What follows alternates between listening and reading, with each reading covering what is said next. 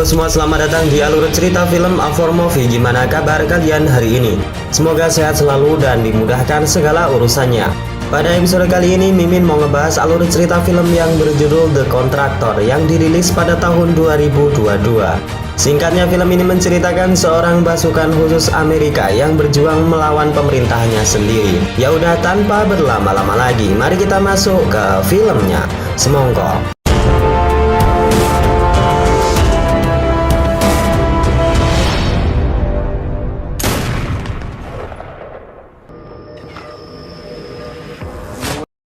Film dibuka dengan memperlihatkan seorang tentara pasukan khusus Amerika yang bernama James. Ia kembali berlatih dan mendapatkan tes kesehatan oleh pihak medis militer. Rupanya ia baru pulih dari sebuah cedera yang dialami pasca bertugas di Afghanistan.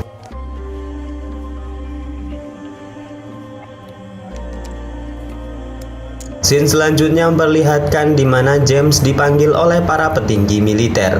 Ia diberhentikan tugas dan akan mendapat medali penghormatan. Pemberhentian ini dengan alasan James telah mengalami cedera lutut yang tak kunjung sembuh, dan James didiagnosa mengalami gangguan mental semenjak bertugas di Afghanistan. Namun James sedikit kecewa karena ia tidak akan mendapatkan uang kompensasi karena telah dipotong biaya pengobatan selama ia dirawat di rumah sakit.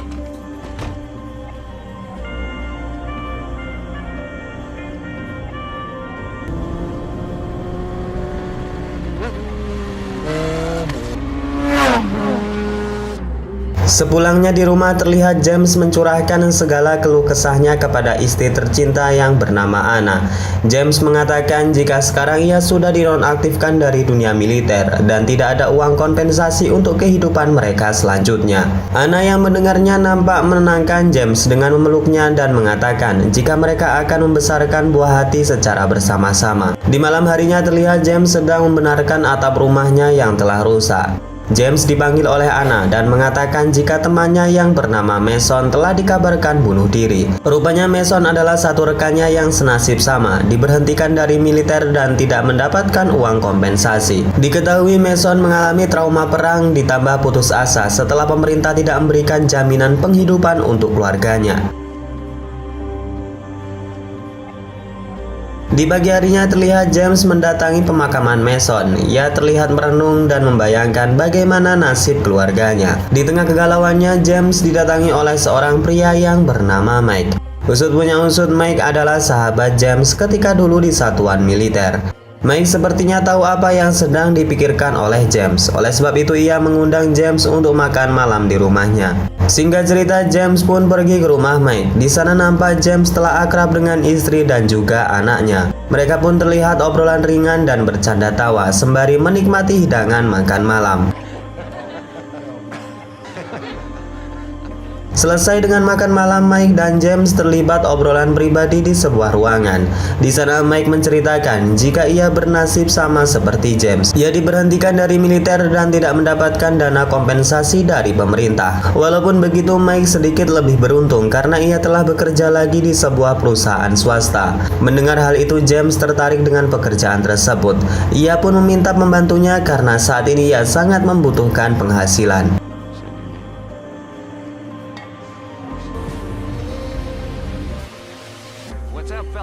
Singkat cerita, pada keesokan harinya Mike membawa James ke rumah bosnya yang bernama Rusty. Di sana Rusty memperkenalkan riwayat masa lalunya yang rupanya seorang pensiunan tentara. Ia sudah membangun bisnis ini dari lama dan ia juga telah diberi izin oleh presiden. Rusty mengatakan jika ia hanya membutuhkan mantan pasukan khusus, mengingat pekerjaan dalam perusahaan ini tergolong sulit, berbahaya dan juga sangat rahasia. James yang sudah berpengalaman dalam pertempuran tentu tidak kaget dengan persyaratan tersebut. Ia pun menerima pekerjaan itu. Mendengar kesiapan dari anggota barunya, Rusty kemudian memerintahkan James untuk pulang dan mempersiapkan dirinya.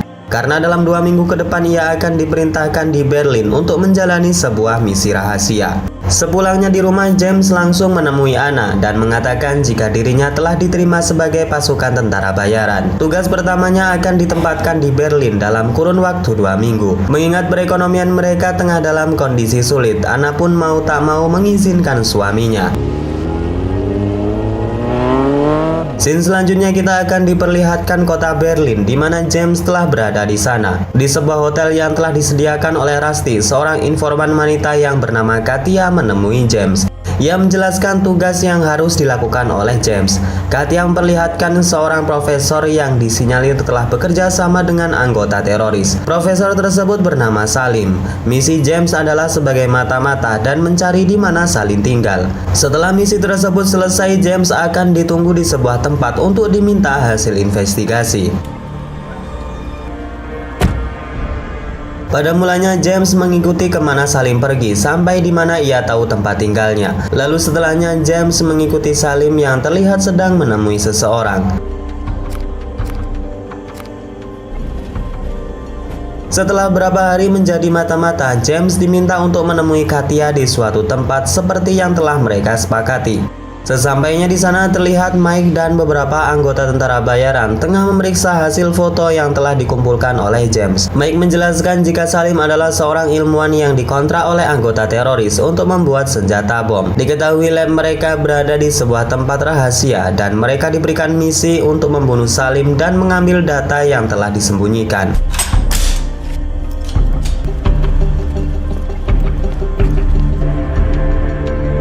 Sesampainya di lab yang dimaksud, tentara bayaran ini langsung bergerak dan melumpuhkan penjaga.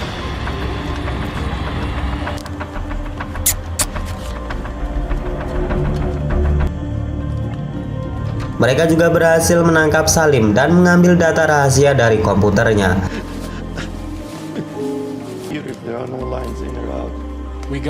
Saat mereka menginterogasi Salim, tiba-tiba sebuah pesan masuk dan mengabarkan jika polisi Berlin sebentar lagi akan datang. Mike kemudian menyuruh James menghabisi Salim dengan menyuntikkan obat beracun. Salim terus memohon kepada James dan mengatakan jika yang ia lakukan adalah untuk menyelamatkan dunia. Salim mengatakan jika dirinya menyembunyikan salinan data di sebuah tempat di mana hanya istrinya yang dapat membukanya. James yang tidak percaya dengan perkataan Salim jelas menghiraukannya. Ia kemudian menyuntikkan racun tersebut di tubuh Salim hingga membuatnya tewas.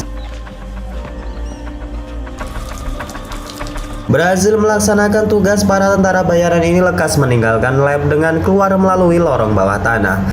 Namun setelah berada di luar, mereka dikejutkan dengan para polisi Berlin yang telah mengepung tempat tersebut. Dan tentu saja tanpa ada tawar-menawar lagi, pasukan ini pun terlibat baku tembak dengan para polisi Berlin.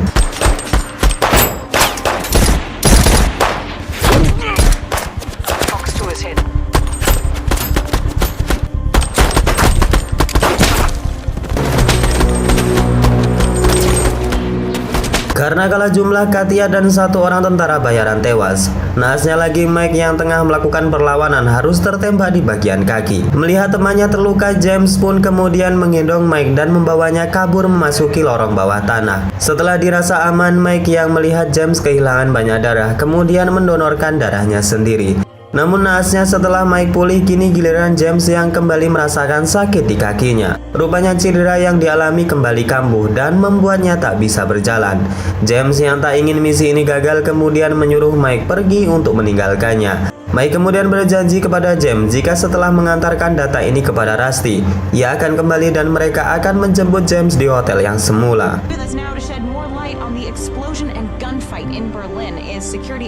Setelah dirasa kondisinya pulih, James kemudian keluar dari persembunyian dan menuju ke hotel untuk beristirahat.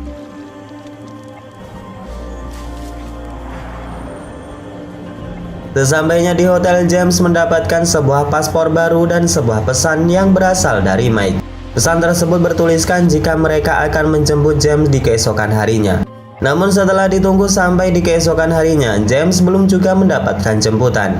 Ia pun memutuskan untuk pergi sendiri menggunakan paspor yang telah diberikan oleh Mike. Saat berada di jalan, James mencoba menghubungi Rusty dan menanyakan di mana Mike saat ini. Rusty yang saat itu menerima telepon terlihat sangat panik. Ia mengatakan kepada James jika Mike belum juga kembali. Dari situ James menganggap jika Mike telah tertangkap dan kemungkinan telah tewas. Rusty kemudian minta posisi James saat ini agar ia segera dijemput oleh anak buahnya. James mengatakan ia sedang berada di sebuah taman. Dan tak lama kemudian sebuah mobil terlihat tengah mendekat, menandakan jemputan telah tiba. Namun entah bagaimana James merasakan sebuah firasat buruk dan memilih untuk menjauh. Dan benar saja, rupanya jemputan tersebut adalah anak buah Rusty yang dikirim untuk menghabisi James.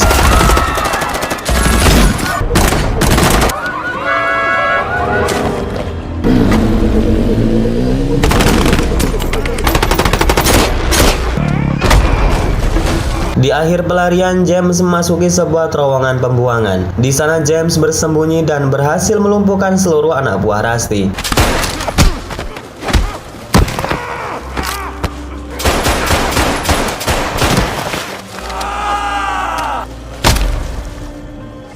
Setelah menghabisi musuhnya, James pun pergi ke sebuah stasiun kereta api. Di sana ia masih tak menyangka atas pengkhianatan yang dilakukan oleh bosnya sendiri. Ia mengingat pesan dari Salim tentang salinan data yang hanya bisa dibuka oleh istrinya.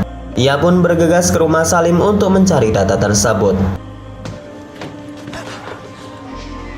Sesampainya di rumah Salim, James segera memberitahu apa yang sedang terjadi.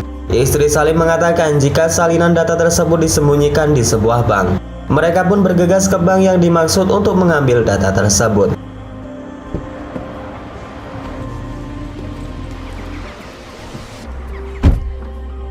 Scene kemudian menunjukkan saat James tengah berada di suatu tempat dan membuka data yang disembunyikan oleh Salim. Di sebuah video nampak Salim tengah mengatakan eksperimen yang saat ini sedang ia jalani. Terungkap jika ia dan para ilmuwan lainnya tengah membuat sebuah vaksin yang akan diberikan kepada masyarakat secara gratis. Namun hal itu tidak disetujui oleh pemerintah Amerika. Mereka menganggap vaksin yang dijual gratis akan membuat Amerika kehilangan banyak keuntungan. Mendapati fakta tersebut, James pun memutuskan untuk kembali ke Amerika dengan menggunakan paspor baru yang telah dibuatkan oleh Mike sebelumnya.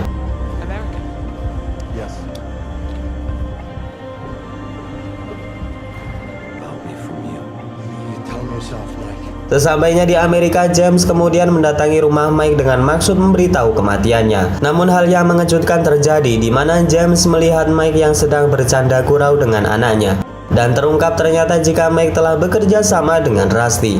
James sangat kecewa mengingat Mike adalah orang yang ia tolong sewaktu terluka dan sekarang malah mengkhianatinya. Keesokan harinya James diam-diam membuntuti Mike yang tengah pergi dengan mobilnya. Namun rupanya Mike mengetahui jika dirinya tengah diawasi oleh seseorang. Mike pun menjatuhkan James dari motor dan menodongkan pistolnya. James kemudian membuka helm dan membuat Mike sangat terkejut. James mengatakan, "Begitukah caramu mengkhianati sahabat yang telah menolongmu kemarin?"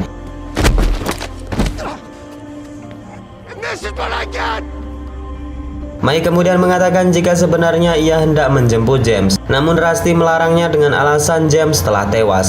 Mendengar penjelasan tersebut, James pun akhirnya luluh. Mereka pun akhirnya berdamai dan akan menuntut balas atas kebohongan misi yang mengatasnamakan teroris dan senjata bom. Di malam harinya, duo maut pasukan khusus ini pun mendatangi kediaman Rusty. Mereka membagi tugas di mana James mengendap masuk ke dalam rumah melalui pintu belakang. Sedangkan Mike akan terlebih dahulu menghabisi penjaga yang berada di depan rumah.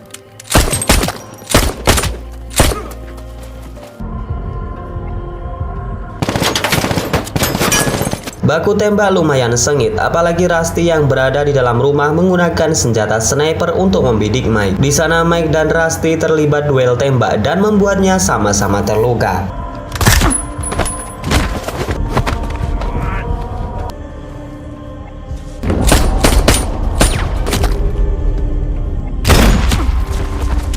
James yang sedari tadi telah masuk melalui pintu belakang, kini telah berada tepat di depan Rusty. Dengan penuh amarah, James pun menghabisi Rusty dengan menembak tepat di tempurung kepalanya. Setelah menunaikan balas dendamnya, James pun membawa Mike ke rumah sakit karena ia mendapatkan luka tembak yang serius. Namun di tengah perjalanan, Mike yang telah kehilangan banyak darah tidak bisa tertolong lagi. Mike pun tewas dan sekarang tinggal James seorang diri. James merasa jika Rusty dan Mike telah tewas, itu artinya pihak Amerika akan memburunya. Ia pun memalsukan kematiannya dengan cara membakar mobil Mike dan seolah-olah mereka telah kecelakaan. Di akhir cerita, James pun kembali ke rumahnya dan berencana akan membawa anak dan istrinya pergi dari Amerika. Dan kemudian film ini pun selesai. Oke, segitu aja guys alur cerita pada episode kali ini. Semoga kalian suka dan dapat mengisi waktu kosong kalian. Saya Naca undur diri. Wassalamualaikum warahmatullahi wabarakatuh.